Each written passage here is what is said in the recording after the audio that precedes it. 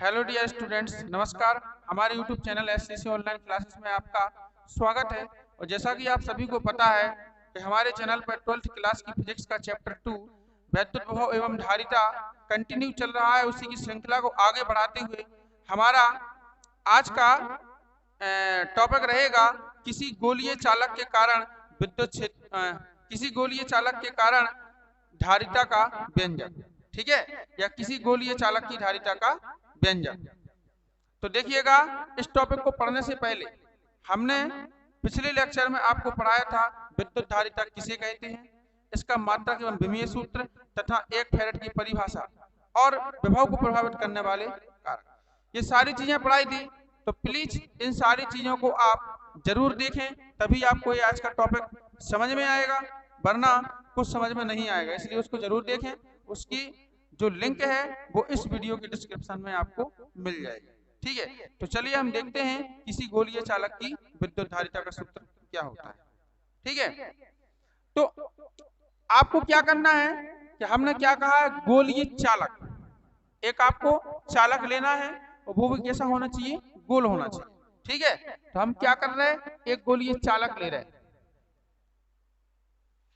थोड़ा टेढ़ा मेढ़ा बन जाए आप उससे बना लेना प्रकार की सहायता से। ठीक है, बिल्कुल गोल बनाना है। तो आपको क्या करना है, एक गोलीय चालक लेना है जिसका केंद्र क्या हो, ओ। केंद्र क्या केंद्र ओ हो और त्रिज्या कितनी हो, आर।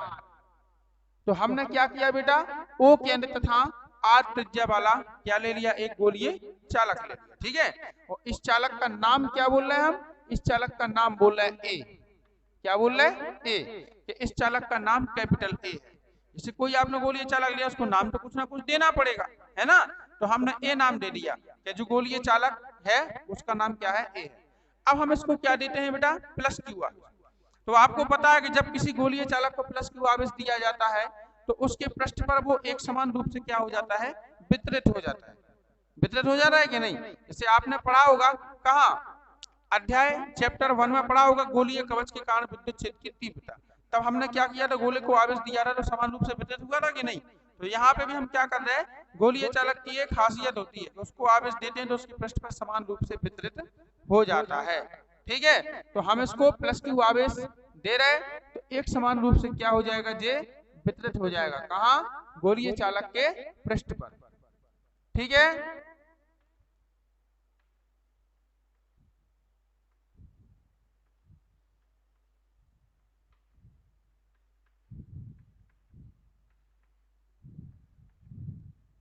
देखो तो हमने क्या किया कि गोलीय चालक ए को प्लस क्यू आवेश दिया तो वो एक समान रूप से क्या हो गया, उसके पृष्ठ पर वितरित हो गया। बताइए इतनी चीजें समझ में आ रही कि नहीं, इतना सब कुछ समझ में आ गया। तो हम देखते हैं क्या, एसआई पद्धति में हम क्या देखते हैं, एसआई पद्धति में। ठीक है, पहले आपको कुछ ज्यादा नहीं लिखना है, माना बगैर इसमें थोड़ा सा लिखना है कि माना कि ओ केंद्र तथा आर त्रिज्या वाला कोई गोलीय चालक ए है। ठीक है, जिसको प्लस क्यू आवेश देने पर उसके पृष्ठ पर समान रूप से क्या हो जाता है, वितरित हो जाता है। तब एसआई पद्धति में। अब एसआई पद्धति में देखिए कि जब आपने गोलीय चालक को क्या दिया, प्लस क्यू आवेश दिया, तो आपको पता है कि जब हम किसी चालक को आवेश धनावेश देते हैं तो उसमें क्या होता है, विभव उत्पन्न होता है। क्या होता है, उसमें विभव उत्पन्न होता है। जब आप किसी चालक को आवेश दोगे तो विभव उत्पन्न होगा कि नहीं होगा, होगा ना। ठीक है ना, जब किसी चालक को आप आवेश दोगे तो उसमें विभव उत्पन्न होगा। जैसे कि अभी हम जब से पढ़ा रहे हैं, हमने और भी चीजें आपको पढ़ाई हैं इसमें। तो जैसे आपने इसको प्लस क्यू आवेश दिया तो ये सारे पृष्ठ पर क्या हो गया, एक समान रूप से वितरित हो गया। तो इसके आवेश के कारण इसमें क्या होगा, एक विभव उत्पन्न होगा। ठीक है ना। और ऐसा ही पद्धति में पता है आपको कि विभव का मान क्या होता है, v बराबर होता है 1/4 पाई एप्सिलॉन 0 और इंटू कितना होगा, कैपिटल क्यू। क्यू आवेश दे रहे हैं ना आप, है ना। तो कैपिटल क्यू और बटे त्रिज्या या दूरी क्या है, आर है। तो क्यू अपॉन कितना हो जाएगा, आर, और 21 नंबर कितना हो जाएगा, फर्स्ट। समझ में, छोटा त्रिज्या हमने छोटी मानी ना, बड़ी मानते तो बड़ा होता। ठीक है ना। तो एसआई पद्धति में जो विभव उत्पन्न होगा उस विभव का मान v बराबर कितना होता है 1/4πε0 × q/r, इतना ही होगा विभव। अब परंतु हम जानते हैं, क्या जानते हैं, परंतु धारिता c बराबर कितना होता है q/v होता है। ये सूत्र आपने पढ़ाया ना, अभी पढ़ाया हमने। तो c बराबर कितना होता है q/v होता है। तो आपको क्या करना, समीकरण 1 से v का मान उठा के रख देना है, ठीक है ना। तो c बराबर क्या करोगे आप, c बराबर q ज्यों का त्यों रहेगा और बटे और जे हो जाएगा आपका 1/4πε0 और इंटू जे बनेगा आपका q अपॉन कितना हो जाएगा कैपिटल ओ सॉरी स्मॉल r, ठीक है। अब देखिए ये q से q क्या हो जाएगा, यहाँ पे कैंसिल, q से q क्या हो जाएगा, कैंसिल हो जाएगा। तो नीचे क्या बचा 4πε0 और इंटू कितना बचा r। तो ये सभी चीज उठ के कहाँ पहुंच जाएगी, सबसे ऊपर। ये सभी चीज कहाँ पहुंच जाएगी, सबसे ऊपर पहुंच जाएगी, ठीक है ना।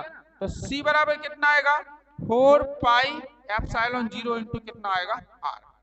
अब देख लो पक्षांतर करके, बताइए समझ में आई कि नहीं आई, कि कैसे ऊपर पहुंची, नंतर हम फिर से बताएं, ठीक है ना। क्योंकि ये बटे की चीज सबसे नीचे जो है, सबसे नीचे वाली कहाँ पहुंचती है, सबसे ऊपर पहुंचती है, ठीक है। और ये से दोनों क्या हो गए, कट कट। तो हम कह सकते हैं, क्या कह सकते हैं इसको देख के कि अतः एसआई पद्धति में किसी गोलीय चालक की धारिता, ठीक है ना। रिजल्ट को देखिए, सुनिए ध्यान से। अतः एसआई पद्धति में किसी गोलीय चालक की धारिता, अतः एसआई पद्धति में किसी गोलीय चालक की धारिता उसकी त्रिज्या की, आर त्रिज्या है ना, उसकी त्रिज्या की 4πε0 गुनी होती है, ठीक है। अतः एसआई पद्धति में किसी गोलीय चालक की धारिता उसकी त्रिज्या की 4πε0 गुनी होती है। क्या याद हो जाएगा, कोई दिक्कत तो नहीं है, नहीं है। अब आइए काय में सीजीएस पद्धति में, ऐसा भी क्वेश्चन दूसरा भी पूछ सकता है इसी में। तो हम देखते हैं सीजीएस पद्धति में,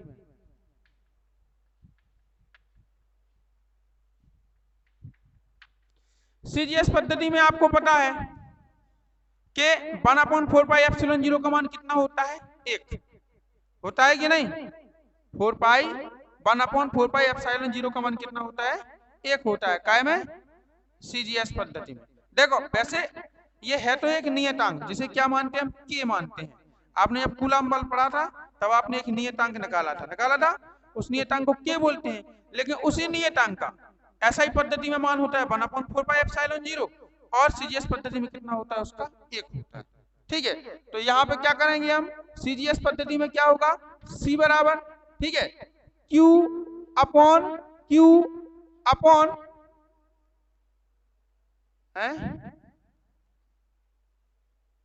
नहीं, हाँ R, Q अपॉन कितना हो जाएगा R। देखो यहाँ पे जे था ना 1/4πε0 इंटू Q/R था। तो 1/4πε0 का मान कितना है, 1 है, तो उसको लिखना नहीं पड़ेगा। तो हमने क्या लिख लिया, Q/R लिख लिया, ठीक है। तो Q से Q क्या हो गया, Q से Q क्या हो गया, कैंसिल। सबसे लास्ट में नीचे क्या बचा, R बचा, और वो R उठ के ऊपर जाएगा, ठीक है। तो कहाँ पहुंच जाएगा, गुणा में। तो C बराबर कितना हो जाएगा फिर R। तो इसमें कह सकते हो आप कि अतः सीजीएस पद्धति में किसी गोलीय चालक की जो धारिता है उसकी त्रिज्या के बराबर होती है, ठीक है। अतः सीजीएस पद्धति में किसी गोलीय चालक की जो धारिता है वो उसकी त्रिज्या की क्या होती है, वो उसकी त्रिज्या के बराबर होती है। अब बताइए, तो यहाँ तक ये हमारा जो छोटा सा डेरिवेशन था, व्यंजक था, ये कंप्लीट हुआ। इसमें बताइए किस ऐसा कौन सा बच्चा जिसको यहाँ समझ में ना आई, पूछो पूछो जिसको जहां समझ में नहीं आई हो, वरना आगे बढ़े। नहीं पूछना, चलिए ठीक है। तो हमारा ये वाला गोलीय चालक की जो धारिता है ये कंप्लीट हुआ। ये बेटा 2 नंबर 3 नंबर में आराम से पूछ सकता है पेपर में, इसलिए आपको ध्यान रखना है 2-3 नंबर के हिसाब से है, ठीक है। अब इसी लेक्चर में हम एक और टॉपिक कंप्लीट करेंगे अभी कि फैराड और स्टेट में संबंध क्या होता है।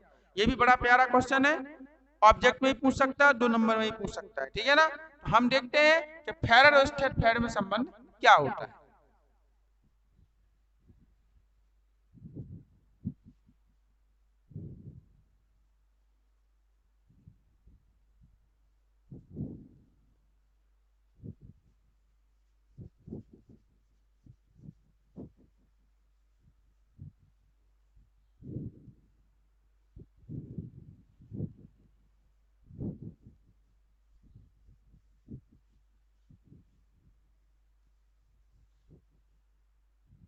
चलिए हमें निकालना है बेटा फैराड और स्टेट फैराड में क्या निकालना है, संबंध कि संबंध कितना होता है। तो आप देखिएगा पहले आपको धारिता का सूत्र आना चाहिए।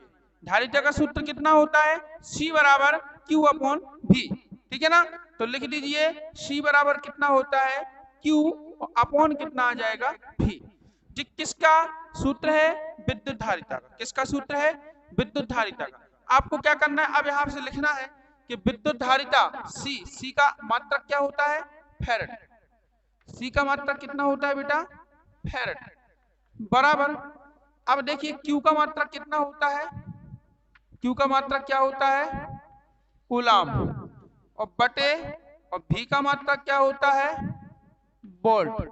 V का मात्रक कितना होता है, वोल्ट। इन सब में आपको क्या करना है, एक एक जोड़ देना है। कितना जोड़ना है, एक, यहाँ पे भी एक और यहाँ पे भी एक। इतनी बात क्लियर है। तो देखिएगा यहाँ कितना आएगा, एक फैराड, एक फैराड बराबर। अब देखिए एक कूलाम में हमें क्या करना है, फैराड और स्टेट फैराड में संबंध। क्या करना है, फैराड और स्टेट फैराड में संबंध। तो फैराड तो अपना जी चला आ रहा कि नहीं, यहां पे निकालना है आपको स्टेट फैराड। राइट साइड में क्या निकालना है, स्टेट फैराड। तो स्टेट फैराड निकालने के लिए इसको स्टेट में क्या करना पड़ेगा, बदलना पड़ेगा। अभी स्टेट क्या है, स्टेट देखिए जो मात्रक होते हैं तो उसके, हाँ तो चुंबकीय मात्रक होते हैं उनको बोलते हैं स्टेट। कायम होते हैं चुंबकीय मात्रक में, आगे हम पढ़ेंगे, ठीक है। तो देखिएगा एक कूलाम में बेटा 3 गुणे 10 की घातें 9 स्टेट कूलाम होते हैं। जी आपको ध्यान रखना है, ठीक है ना। एक कूलाम बराबर 3 गुणे 10 की घातें 9 स्टेट कूलाम होते हैं।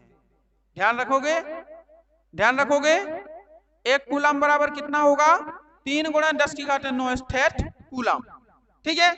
तो देखिएगा यहाँ पे हो जाएगा आपका एक कूलाम के स्थान पर 3 गुणे 10 की घातें 9, और क्या होगा बेटा, state coulomb, state coulomb. Okay, पूरे के बटे। अब देखिएगा ये है ना आपका 1 वोल्ट। 1 वोल्ट बराबर आपको ध्यान रखना है, 1 वोल्ट बराबर होता है 1/300 स्टेट वोल्ट। 1 वोल्ट बराबर क्या होता है, 1/300 स्टेट वोल्ट। अब ये मान आपको याद रखने पड़ेंगे, समझ रहे। अगर मान भूल गए तो नहीं याद कर पाओगे। तो 1 वोल्ट के स्थान पर क्या लिखेंगे हम, 1/300 स्टेट वोल्ट। चलिए लिखिए, तो कितना हो जाएगा, 1/300 स्टेट, और क्या आएगा, वोल्ट। इतनी चीजें क्लियर हैं। अब आपको ध्यान रखना है स्टेट कूलाम बटे स्टेट वोल्ट। कूलाम क्या होता है, आवेश, और वोल्ट क्या होता है, विभव, यानी Q अपॉन V। किसका मान होता है, धारिता का। किसका मान होता है, धारिता का। ऊपर देखो सब काय के बारे में देखो, C के बारे में, उसके Q के बारे में, और नीचे काय के बारे में दिया गया है, V के बारे में। तो Q अपॉन V किसका मान होता है, C का, और C का मात्रक क्या होता है, फैराड। और जब इटे स्टेट स्टेट लगू तो स्टेट फैराड हो जाएगा। जब यहाँ पे स्टेट स्टेट लिखा है तो स्टेट फैराड हो जाएगा, ठीक है ना। और अगर स्टेट ना लिखा होता, केवल कूलाम बटे क्या लिखा होता, वोल्ट लिखा होता, तो हम फैराड लिख देते। चीजें समझ में आ रही। तो यहाँ पे ये सब काय में है, स्टेट में, इसलिए यहाँ पे लिख सकते हैं हम स्टेट फैराड। तो यहाँ पे कितना हो जाएगा आपका, बराबर देखिए। अच्छा ये आपके 300 है ना, ये 300, ये 300 कहाँ जाएंगे, उठ के ऊपर। 300 कहाँ जाएंगे, ऊपर जाएंगे। तो क्या हो जाएगा, 3 गुणे 300 और गुणे, और पहले से क्या है 10 की घातें 9 है का नहीं। और इसका क्या बन गया, इन दोनों का स्टेट फैराड। क्या बन गया, स्टेट फैराड। तो यहाँ पे लिख सकते हो आप स्टेट फैराड, स्टेट फैराड, ये लिख सकते हो, है ना। अब देखिएगा बराबर 3 का 3 में गुणा कर दो, तो 3 त्रिका कितने भाई, 9 हो गया। अब हमने 3 का 3 में गुणा किया तो यहाँ 100 तो बचेगा नहीं, बचे 100 बचेंगे। 100 गुणे 3 मतलब 300, तो 3 का 3 में गुणा किया 9 आ गया, 100 बचे। 100 का मतलब कितना होता है 10 की घात 2। 100 का मतलब क्या हो रहा है 10 की घात 2। तो 10 की घात 2 जे हो गई और 10 की घात 9 जे है प्लस में, तो 9 और 2 कितनी बन गई 11। तो यहाँ पे हो जाएगी बेटा आपकी 9 गुणे 10 की घातें 11। और क्या आएगा जे स्टेट फेरड। और ये क्या चल रहा था 1 फेरड।